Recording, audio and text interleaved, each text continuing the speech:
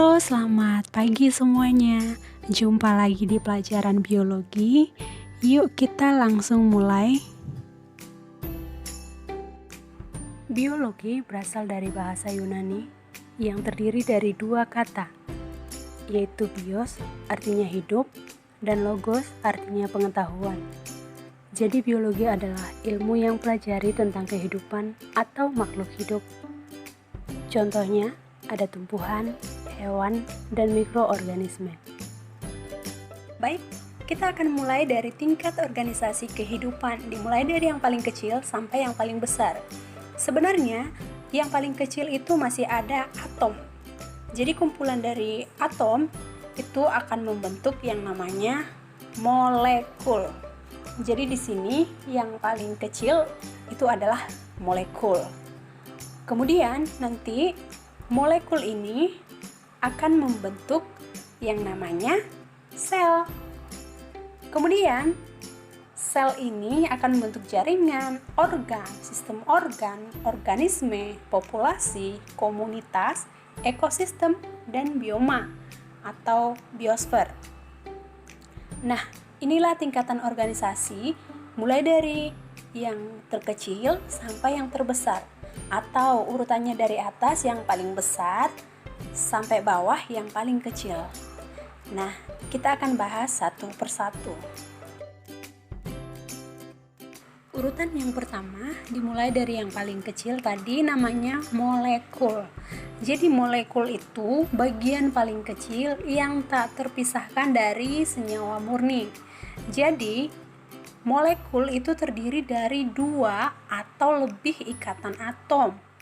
Contoh, dua atom hidrogen disingkat dengan H dan satu atom oksigen yang disingkat dengan O, sehingga membentuk molekul air atau H2O2. Contoh lain ada garam dan protein. Sel. Sel merupakan unit dasar kehidupan atau unit terkecil.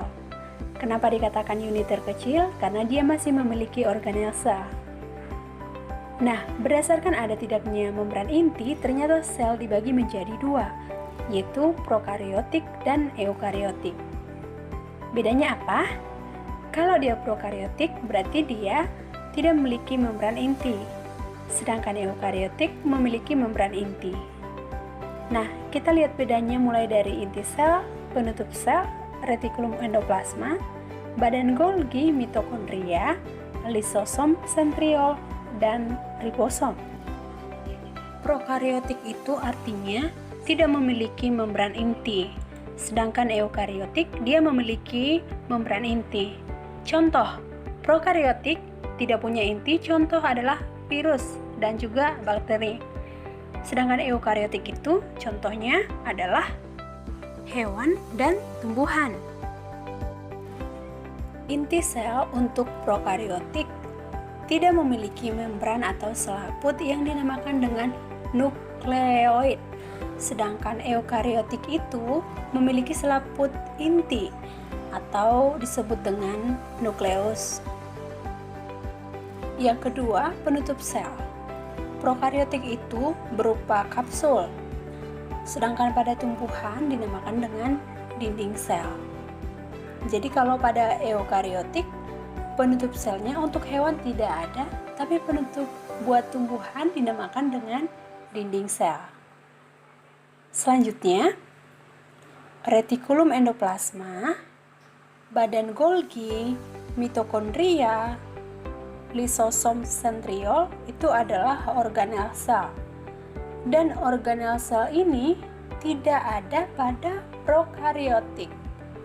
Sedangkan pada eukariotik, semua organel sel tadi dimiliki oleh eukariotik.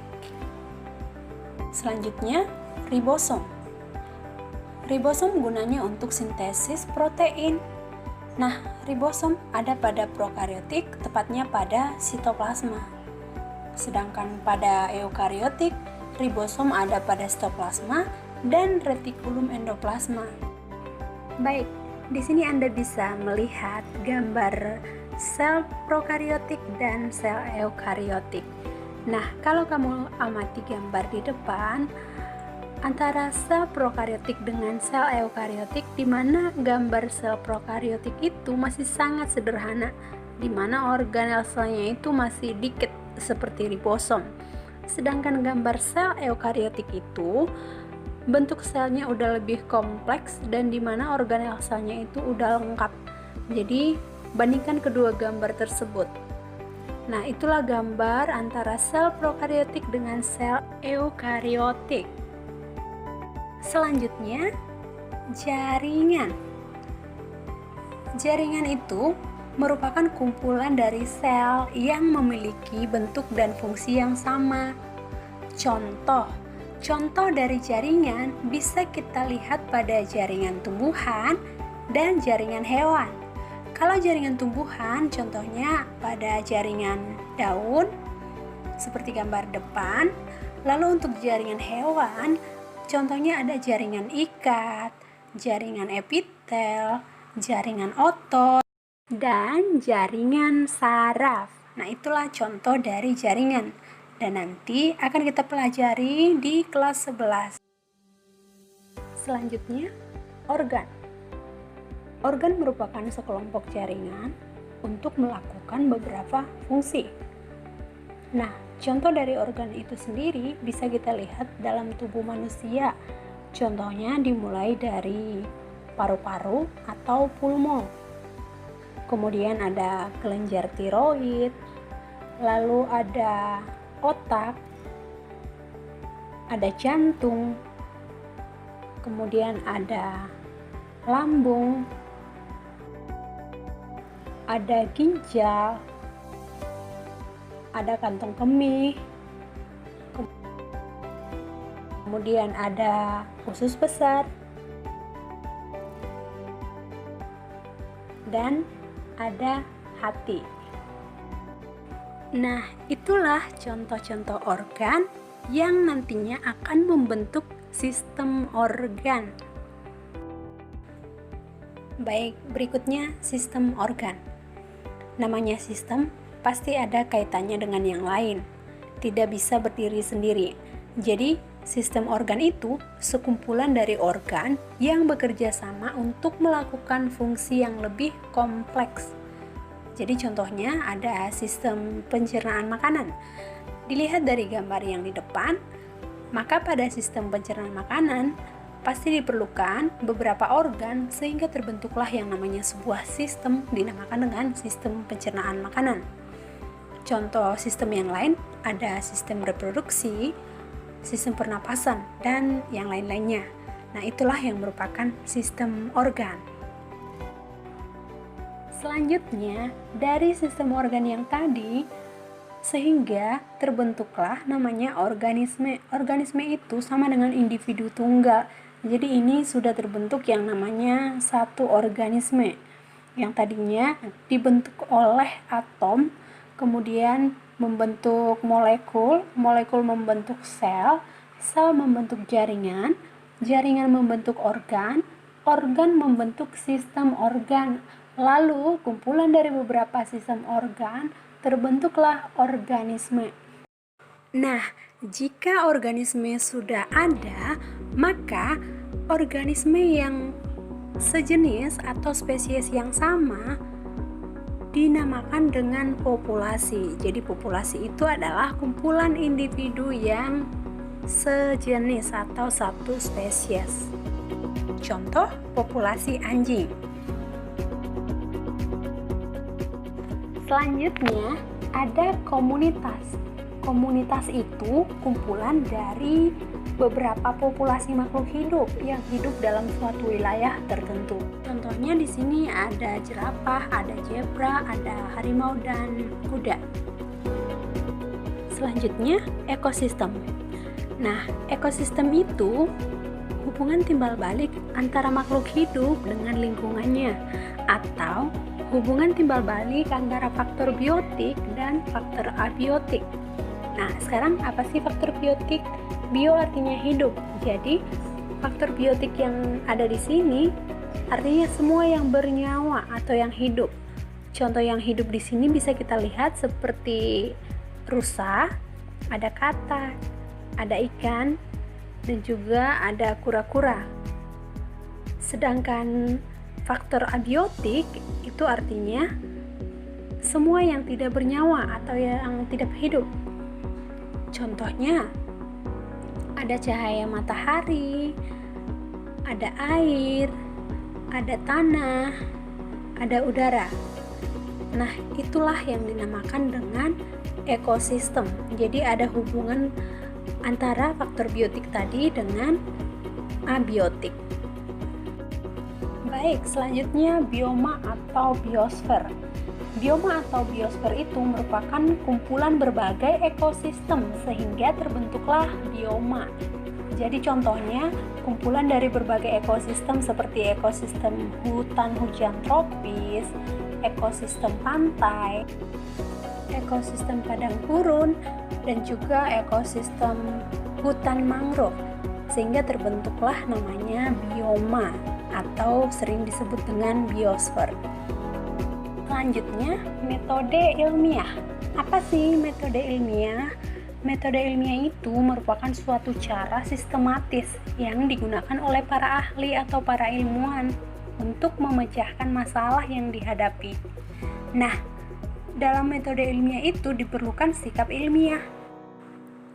Nah, dalam melakukan metode ilmiah itu didasari dengan sikap ilmiah. Sikap ilmiah di sini diantaranya harus ada rasa ingin tahu, jujur, objektif, tekun, teliti, dan terbuka. Nah, inilah sikap ilmiah yang harus kita miliki dalam metode ilmiah. Selanjutnya, ada kriteria ilmiah. Ternyata ada beberapa kriteria yang dibutuhkan. Kriteria yang pertama dinamakan dengan metodis, artinya menggunakan cara ilmiah. Lalu sistematis. Sistematis artinya saling berkaitan satu sama lain secara teratur. Lalu koheren. Koheren itu artinya unsur-unsur tidak mengandung uraian yang bertentangan. Artinya dia harus konsisten ya. Rasional. Rasional itu ya berdasar pada kaidah berpikir yang logis, yang benar. Komprehensif. Artinya melihat objek tidak hanya satu sisi.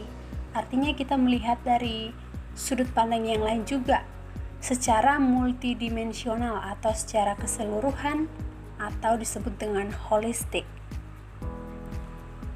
Radikal, artinya diuraikan sampai akar persoalannya.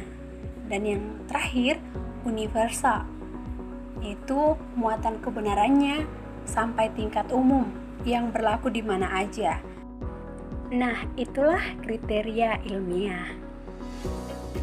Selanjutnya, langkah-langkah metode ilmiah. Yang pertama, menentukan masalah yang akan dipecahkan, lalu merumuskan masalah tersebut supaya lebih mengerucut. Kedua, mengumpulkan sumber data yang berhubungan dengan masalah tersebut. Kemudian mengajukan hipotesis, yaitu dugaan sementara. Lalu membuat rencana penelitian. Setelah itu, maka kita akan melakukan penelitian. Setelah kita melakukan penelitian, maka kita menarik kesimpulan. Setelah itu, baru kita membuat laporan hasil penelitian. Nah, itulah langkah-langkah metode ilmiah. Selanjutnya, ternyata dalam membuat rencana penelitian itu terdapat jenis variabel. Nah, variabel di sini ada 3 jenis. Pertama, variabel bebas atau dinamakan dengan variabel independen. Artinya, variabel yang mempengaruhi atau yang menjadi sebab terjadinya perubahan timbulnya variabel terikat. Nah, kedua, variabel terikat. Variabel terikat itu dipengaruhi dan yang menjadi sebab karena adanya variabel bebas, maka ada variabel terikat. Kemudian variabel kontrol itu hanya sebagai pengendali aja. Jadi itu dibuat secara konstan sehingga hubungan variabel bebas terhadap variabel terikat tidak dipengaruhi oleh faktor luar yang tidak diteliti. Nah, untuk lebih jelasnya langsung kita lihat contohnya. Oke, baik. Nah, ini dia contohnya. Jadi, contohnya yang pertama di sini dengan rumusan masalah bagaimana pengaruh cahaya matahari terhadap pertumbuhan dan perkembangan tanaman di tempat yang gelap dan terang. Nah, itu yang menjadi rumusan masalahnya. Lalu, dari rumusan masalah tersebut, kita disuruh untuk menentukan variabel terikat, kontrol, dan bebas. Jadi, dari masalah di atas, yang merupakan variabel terikat adalah pertumbuhan tanaman. Dan yang menjadi variabel kontrol yaitu cahaya matahari. Dan variabel bebas yaitu jenis tanaman dan ukuran tanaman. Nah, itu yang pertama. Oke, contoh yang kedua dengan rumusan masalah, adakah pengaruh aktivitas terhadap denyut jantung seseorang? Nah, yang menjadi variabel terikat dari rumusan masalah di atas yaitu jumlah denyut jantung. Ya, kemudian variabel kontrol itu usia seseorang dan jenis kelamin. Lalu variabel bebasnya aktivitas fisik yang dilakukan seseorang. Jadi, kalau aktivitas fisiknya semakin banyak, biasanya jumlah denyut jantungnya itu makin banyak atau makin cepat. Sedangkan kalau aktivitasnya sedikit, maka denyut jantungnya itu akan lebih sedikit juga atau lebih lambat. Nah, itulah contoh dari variabel penelitian. Oke, demikian pembelajaran kita untuk hari ini. Semoga bermanfaat dan mudah kamu